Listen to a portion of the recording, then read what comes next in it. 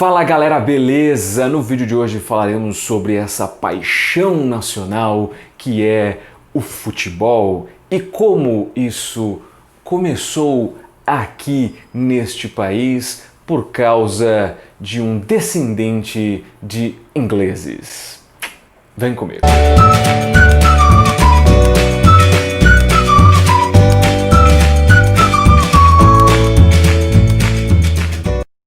Muito bem, tenho aqui em minhas mãos este livro aqui, Charles Miller, o pai do futebol brasileiro. Livro este escrito por John Mills, Essa biografia, pelo que eu pesquisei, ela é uma das poucas biografias, se não a única biografia mesmo do Charles Miller. Os outros livros abordam mais a história do futebol, essa aqui aborda mais a vida do Charles Miller, claro, tendo como pano de fundo principalmente o futebol brasileiro. E o que é mais interessante em uma biografia histórica é justamente quando ela conversa com os fatos históricos que estão acontecendo no mundo e também no nosso próprio país. O autor ele se preocupou bastante em relatar a São Paulo da virada do século, a São Paulo que era em 1890 e a São Paulo do início do século XX, 1910, 1920 e por aí em diante. Mas por que, e esse livro mostra, porque Charles Miller ele é o fundador do futebol brasileiro?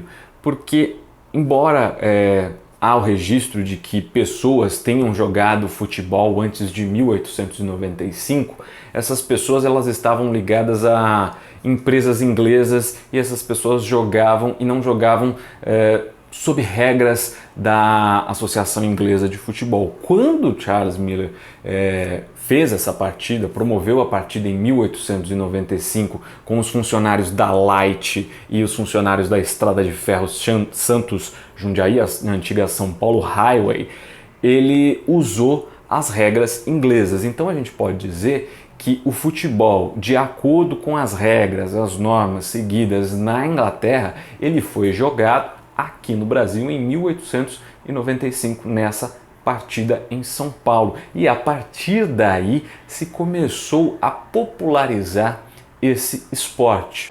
Que merda, hein? Sabia não? Charles Miller, como eu disse, era um grande entusiasta de diversos esportes, promoveu não só o futebol, mas também o cricket, foi um grande difusor do cricket no Brasil, embora ninguém saiba como é que joga esse negócio, eu não faço a menor ideia de como funciona isso. Ai, que burro, dá 0 pra ele. Aí tem algumas curiosidades que esse livro traz. O Charles Miller, ele se encantou lá na Inglaterra com o Corinthians Football Team, que era na época o maior time amador da Inglaterra, onde jogavam as grandes estrelas da Inglaterra e ganhava de todo mundo. Era um baita de um time, né? Era um lendário time que fazia excursões pelo mundo afora. Inclusive o Corinthians esteve aqui no Brasil e inspirou a fundação do Esporte Clube Corinthians Paulista, Corinthians no plural. E justamente por conta dessa influência do Corinthians inglês para o Corinthians brasileiro, o Charles Miller ele se tornou corintiano. Charles Miller era do Timão.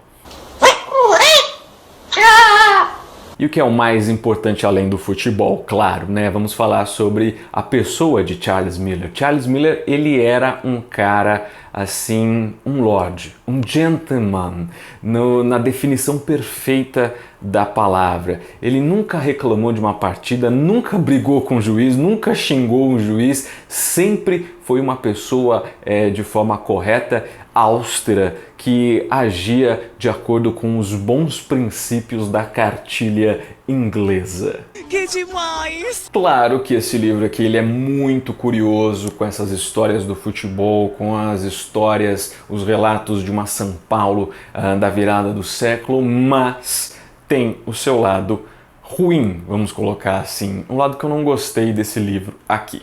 E que lado é esse? Bom, o autor ele foca bastante nas boas ações de Charles Miller, mas ele não aborda questões muito pessoais do Charles Miller. Por quê? Não sei. Porque eu realmente não sei. Como você é burro?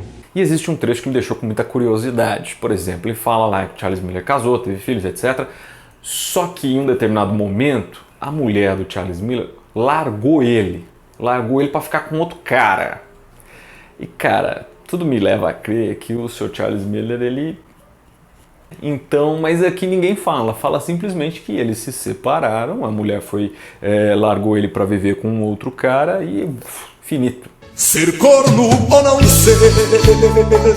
Como se trata de uma biografia, faltou ainda então aquele conflito, aquele drama, né? Que é dar aquela pincelada, aquele tempero bacana em toda a biografia que a gente vê. Uma biografia só de altos, sem nenhum baixo, não é uma biografia por excelência, né?